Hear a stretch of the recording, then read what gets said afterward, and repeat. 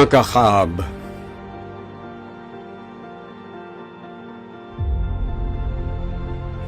میں سوئی جو ایک شب تو دیکھا یہ خواب، بڑھا اور جس سے میرا اضطراب۔ یہ دیکھا کہ میں جا رہی ہوں کہیں، اندھیرا ہے اور راہ ملتی نہیں۔ لرزتا تھا ڈر سے میرا بال بال، قدم کا تھا دہشت سے اٹھنا محال۔ جو کچھ حوصلہ پا کے آگے بڑھی تو دیکھا قطار ایک لڑکوں کی تھی، زمرد سی پوشاک پہنے ہوئے، دیے سب کے ہاتھوں میں جلتے ہوئے۔ وہ چپ چاپ تھے آگے پیچھے رواں، خدا جانے جانا تھا ان کو کہاں۔ اسی سوچ میں تھی کہ میرا پسر مجھے اس جماعت میں آیا نظر۔ وہ پیچھے تھا اور تیز چلتا نہ تھا، دیا اس کے ہاتھوں میں جلتا نہ تھا۔ کہا میں نے پہچان کر میری جان، مجھے چھوڑ کے آ گئے تم کہاں۔ جدائی میں رہتی ہوں میں بے قرار، پروتی ہوں ہر روز اشکوں کے ہار۔ نہ پرواہ ہماری ذرا تم نے کی، گئے چھوڑ اچھی وفا تم نے کی۔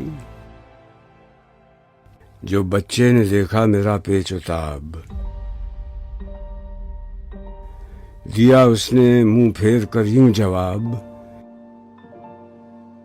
رلاتی ہے تجھ کو جدائی میری، نہیں اس میں کچھ بھی بھلائی میری۔ یہ کہہ کر وہ کچھ دیر تک چپ رہا، دیا پھر دکھا کر یہ کہنے لگا، سمجھتی ہے تو ہو گیا کیا اسے، تیرے آنسوؤں نے بجھایا اسے۔ ماں کا خواب بانگ درا کی چھٹی نظم ہے۔ بانگ درا میں کل 7 نظمیں شامل ہوئی، جن کے عنوان یہ ہیں: نمبر 1 ایک پکڑا اور مکھی، نمبر 2 ایک پہاڑ اور گلہری، نمبر 3 ایک گائے اور بکری، نمبر 4 بچے کی دعا، نمبر 5 ہمدردی، نمبر 6 ماں کا خواب، نمبر 7 پرندے کی فریاد۔ آئیے ایک تفصیلی جائزہ اب اس نظم کا لیتے ہیں، جو کہ میں آپ کو روشنی کی تلاش خرم علی شفیق کی کتاب جو انہوں نے بانگ درا کی انہی 7 نظموں کے اوپر لکھی، اس میں سے پڑھ کر سناؤں گی۔ چھٹی جو نظم ہے ماں کا خواب، اس میں آپ دیکھیں گے کہ تمام بچے جگنو بن گئے مگر ایک نہ بن سکا۔ آپ ان سب کے ہاتھوں میں ایک دیا دیکھ رہے ہیں جو جل رہا ہے، لیکن ایک بچے کا دیا نہیں جل رہا۔ وہ دیا کو آپ نے تشبیہ دی ہے جگنو سے، کیونکہ دیا بھی آپ کو روشنی دیتا ہے، جگنو بھی آپ کو روشنی دیتا ہے۔ اب وجہ کیا ہے کہ وہ ایک بچے کا دیا نہیں جل پا رہا؟ اس کی وجہ یہ ہے کہ جگنو بننے کا عمل ایک طرح سے مر کر دوبارہ زندہ ہونے کے مترادف ہے، اور یہ آپ کو جاوید نامہ میں بھی مولانا روم اقبال کو سمجھانے کی کوشش کر رہے ہیں۔ اس میں کوٹیشن مارکس یہ ہیں کہ یہ اس طرح ہے جیسے دوبارہ پیدا ہوا جائے، جس طرح تم اس دنیا میں پیدائش کے ذریعے آتے ہو، بالکل اسی طرح دوسری پیدائش تمہیں دنیا سے باہر لے جاتی ہے، مگر یہ دوسری پیدائش انہی کو نصیب ہوتی ہے جن کا باطن عشق کی قوت سے مستحکم ہو چکا ہو۔ انکوٹ۔ عشق کی تاثیر یہ ہے کہ یہ قوت عمل پیدا کرتا ہے اور انسان کو متحرک کرتا ہے۔ چنانچہ اپنے آپ کو بدلنا ایک ہنر ہے جو قوت عمل سے پیدا ہوتا ہے، اور نتیجے کے طور پر انسان وہ نہیں رہتا جو پیدا ہوا تھا، بلکہ کچھ اور ہو جاتا ہے۔ ایک بچے کی ماں اس پر تیار نہ تھی، لہٰذا وہ ایک بچہ جگنو نہ بن سکا۔ ایک شب یہ ماں سوئی تو خواب میں اپنے بچے کو مردہ بچوں کی قطار میں دیکھا۔ سب بچوں نے سبز لباس پہنے ہوئے تھے اور ہاتھوں میں وہی روشن دیے تھے جو خود آگہی کے دیے ہیں، جو سب نے دعا مانگ کر حاصل کیے اور جنہیں پچھلی حکایت میں جگنو سے تشبیہ دی گئی۔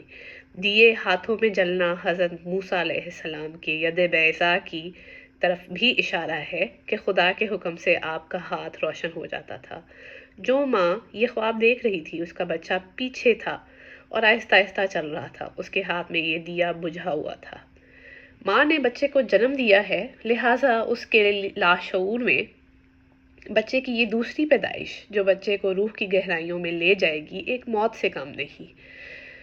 نظم میں کہیں نہیں کہا گیا کہ بچہ سچ مچ فوت ہوا ہے یا ماں صرف اپنے خواب میں اس سے مردہ دیکھ رہی ہے۔ خواب میں ہم ایسے لوگوں کو بھی مردہ دیکھ لیتے ہیں جو حقیقت میں زندہ ہوتے ہیں، چنانچہ ماں کے خواب کا اصل نقطہ بچے کی موت نہیں بلکہ وہ دیا ہے جو بجھا ہوا ہے۔ اصل سوال یہ ہے کہ وہ کیوں نہیں جل رہا۔